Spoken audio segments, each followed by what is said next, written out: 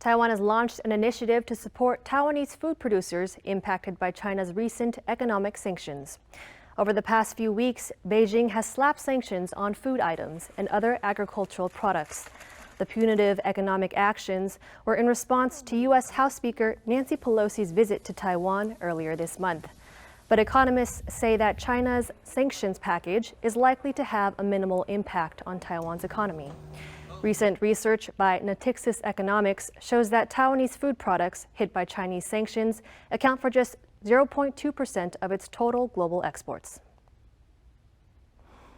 For more on the Chinese economic sanctions on Taiwan, our reporter James Chater spoke to Gary Ang at Natixis Research in Hong Kong. Outline for us the key components of China's economic sanctions package against Taiwan in the aftermath of Pelosi's visit. The most important one is probably the ban of certain licenses for Taiwanese firms to actually export into China.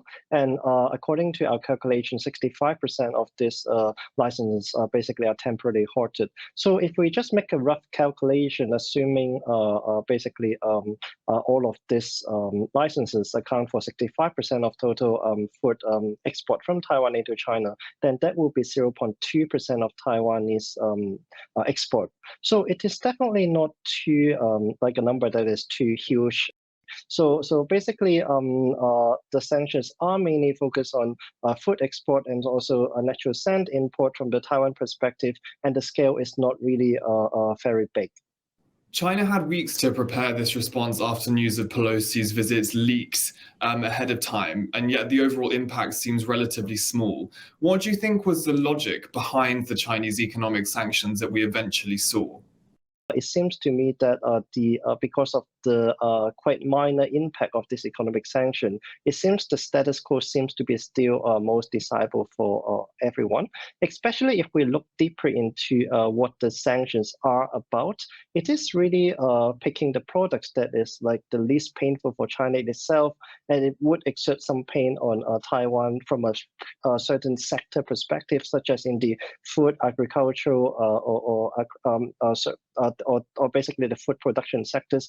And most importantly, the overall damage seems to be quite controllable, especially to the global supply chain, which basically means that semiconductor is left untouched. And this is really the most important factor that maybe many stakeholders from, let's say, from US or from Europe or China, and even for Taiwan itself, would be the most focusing on. What is it that we can learn from these sanctions about how China would seek to apply pressure economically on Taiwan going ahead? After all, in international relationship, this is still about the calculation of different interests, which is also the cost and benefit. But of course, what Beijing has put on Taipei right now definitely is not the full capacity that it would be able to do.